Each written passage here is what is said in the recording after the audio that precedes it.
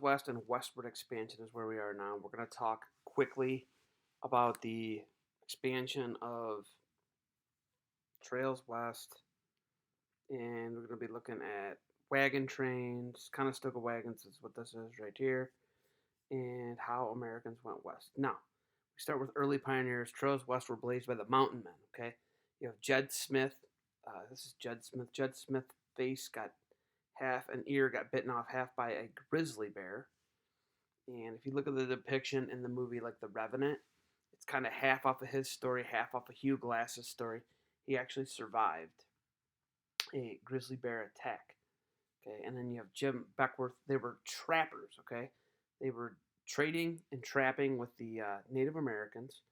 Okay, and they found a way to create commerce and business out west. Now, if you look, they created a rendezvous point, a rendezvous system.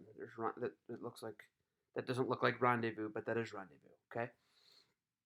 The rendezvous system is you would meet at a certain place to trade, hand things off, or whatever else you had to do, and that's what the rendezvous system.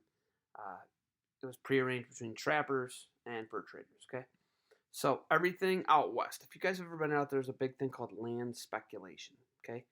Land speculators are going to buy up huge, large areas of land, okay?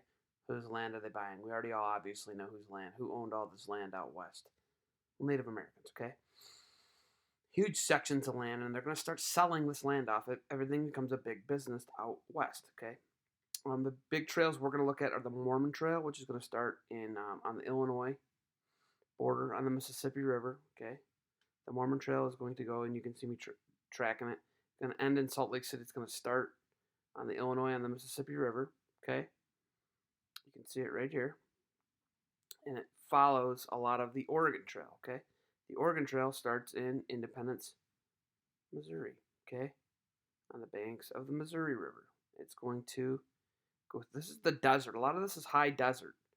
You got Great Plains, okay? And then you got when you get to Salt Lake City, this is desert. This is a desert area right here, okay? Rough terrain. Okay, so not everything is what you think. There's going to be a lot of prairie hills. Okay, that's what 1,000 miles roughly of it's going to be. Okay, and then you got rough terrain, high desert, and then you get into some mountains here, and then the Columbia River Gorge to Oregon City. Santa Fe Trail goes from Independence, Missouri to Santa Fe, New Mexico, running a lot of cattle there. And then if you look, a lot of these trails, 3 of the trails, Mormon Trail, Oregon Trail, and California Trail, basically share the same path for almost 1,000 miles to California through the Sierra Nevadas, okay, which ends in Sutter's Mill. Santa Fe Trail, okay. Now, what's going to happen is a big part is Mexico is going to gain independence from Spain. Well, who wants to trade with the Americans? Okay, the Spanish were, now the Mexicans will. Okay, the route from Independence, Missouri to Santa Fe, New Mexico was a huge cattle route. Okay, that means beef. All right, they were running a lot of cows on this route. All right, meat, if you will. Next, the Oregon Trail. Okay, spring 1846, people made their way from Independence, Missouri. Okay, and they took this trail called the Oregon Trail. It's going to enlarge the borders into the Pacific Northwest of the United States of America. Okay, the first people who head out to Oregon on the Oregon Trail are missionaries, and they want to convert Native Americans to Christianity. Okay, Narcissa Whitman, okay, and Marcus, her husband, were some of the first settlers to settle in the Columbia River Gorge. And I got a video for you today. Okay, interestingly enough, I got a video that I'm going to share here in the window real quick of the Columbia River Gorge. Okay, interestingly enough, in the video, it's awesome. It's pretty cool. For this PowerPoint slide is that the Columbia River Gorge, okay, is this vast wilderness area, and that is actually literally a picture of the Columbia River Gorge. Okay, there's some good farmland in there wherever they're able to clear the land. Okay, and it leads. You can jump on the Columbia River Gorge on a canoe and be to the Pacific Ocean in a day or two. Okay, it's in the Oregon country, and it has Rocky Mountains to the far east part of it into the Cascades.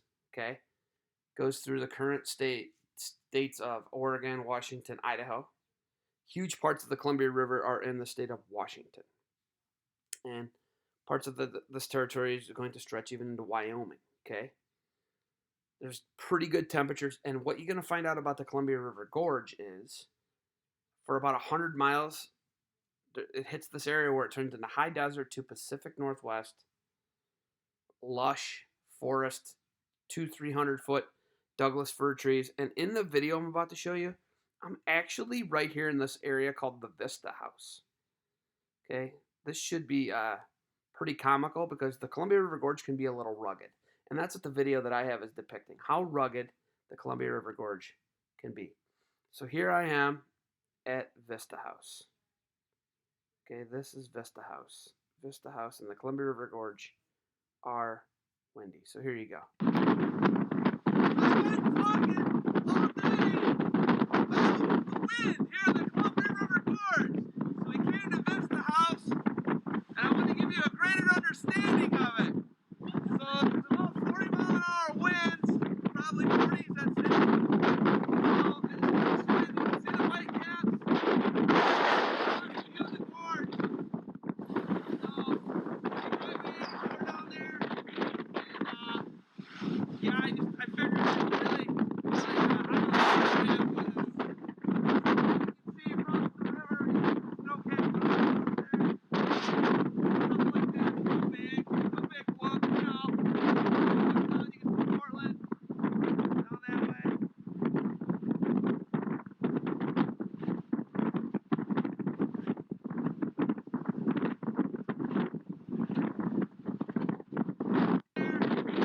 So if you look, I'll go back to the PowerPoint here. Just take a mental screenshot in your mind here. Look like the same place? Because it is the same place, okay? The day I went, obviously, it was 40, 50, some 60-mile-an-hour gusts of wind. You know, it can be unforgiving land, but if you ever go there, it's amazing. You'll see why people wanted to go out there. And there's opportunities to farm, obviously tons of timber. They had good relations with the Native Americans, okay? So I'm actually on top of Vista House right here in that video, so pretty cool. So that's the lure of the Oregon Territory. They got a lot going on. There's a lot of beaver, trapping, furs, tons of different things. Okay, now there's going to start to be competition for this. We're going to have Great Britain, Russia, Spain, the United States are all going to claim the Oregon Territory. Obviously, you know how that's going to end up. The United States of America is going to win out there. Okay, now, wagon trains west. When we talk trains west, this is the Oregon Trail, okay?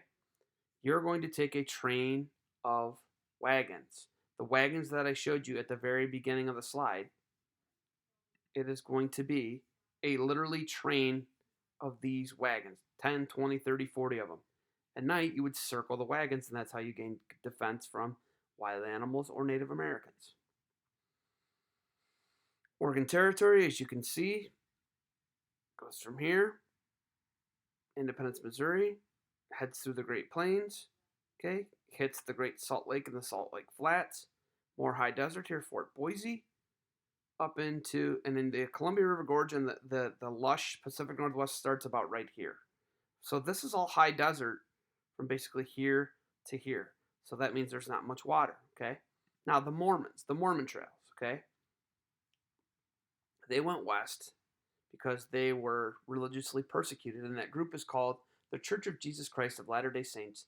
They were led by their prophet, Joseph Smith. Joseph Smith was killed in Illinois in 1844 by an angry mob, okay, who stepped up and took them out of Illinois and led them to Utah, Brigham Young. If you've ever heard of BYU, Brigham Young University, currently sports commentator Steve Young, he is the great-great-grandson of Brigham Young.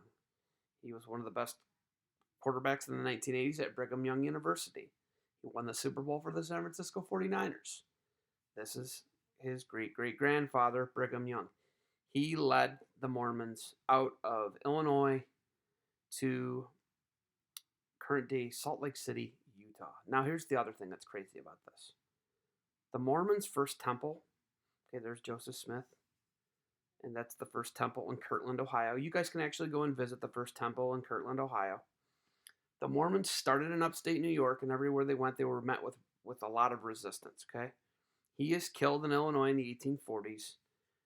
Brigham Young takes the torch and leads those Native American or leads those Mormons to um, Salt Lake City, Utah, where they build aqueducts to get water out of the mountains because it is the desert, and create a lot of innovations. Okay, we'll have a quick quiz about this stuff, talk about it, and we're going to get into um, I don't know, quick Texas Revolution. I'll talk about Texas Revolution because that's a big part of it, and then that's how California is settled as well. Quick on the Texas Revolution side of it.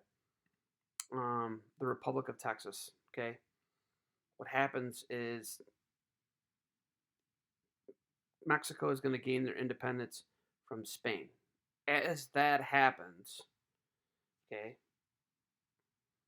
there's also going to be a republic where you're going to have a bunch of Americans, Tejanos, and these original families that are going to move to Texas who were Americans. Okay, they're allowed to live there. Okay. Meanwhile, in the 1820s, Mexico is going to win their independence from Spain. Okay, they're going to allow Stephen Austin and settlers to stay in because it was a Spanish colony and it's going to move to being a Mexican colony. Okay, so these are the 20,000 Americans I talked about who moved to Texas. They were in support of obviously Mexico gaining independence from Spain. Okay, and then what's going to happen is eventually more and more Americans keep coming to Texas. All right. Well, you guys already know what's going to happen here, right? The United States wants to make Texas a part of the United States, and you already know that it's one of our states. You know what's going to happen, all right? There's going to be tensions. They're going to want the Americans out of Texas. Mexico is. Okay. Texans are going to revolt against Mexico. Okay. The leader of Mexico is Santa Anna. He was a dictator. He did what he wanted. That means people didn't have a voice. Whereas in the United States of America, we get to vote for our leadership. Okay. And there's going to be a situation where he wants to remove the final 200 Texans. There's women and children as well from a place called the Alamo. Okay. The Alamo is laid siege to, and they attack the Alamo. The Texans do. 1,500 Mexican soldiers lay siege and attack the Alamo.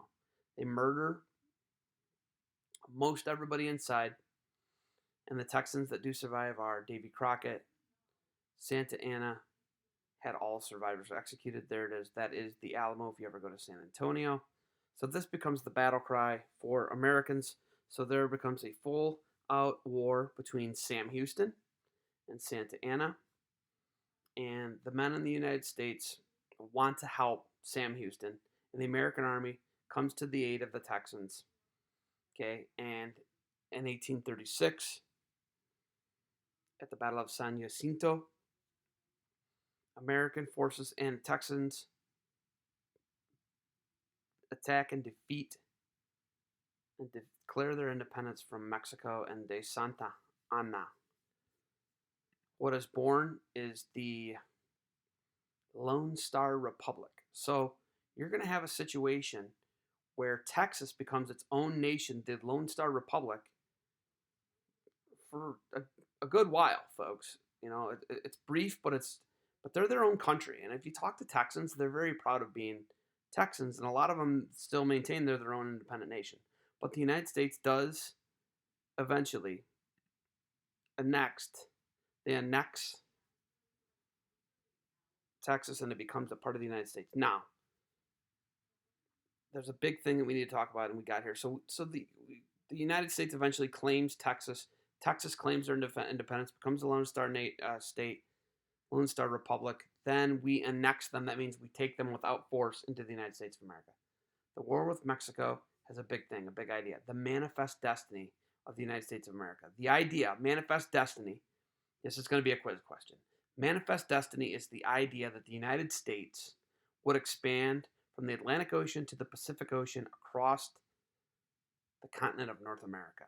Obviously, who is Manifest Destiny really bad for? It's really bad for Native Americans. Okay? And James K. Polk is elected in 1844. He's a huge advocate of the United States of America spreading coast to coast. And as you guys know, that's going to be a big part of westward expansion is Manifest Destiny, the idea that Americans and the United States of America would expand from the Atlantic Ocean to the Pacific Ocean, which is currently how our country is set up. Okay. All right. Purchase land. This is how do you colonize land? You purchased the land. Whose land did you purchase? Native Americans. You bought it from a European country. You colonized the unclaimed land. Okay, if there's any problems, what do? You go to war. Okay. So annexing Texas, taking it without force. Okay. In 1844, Sam Houston is the president of Texas. He signs a treaty with the United States of America with the annexation of Texas becoming a part of the United States. Okay.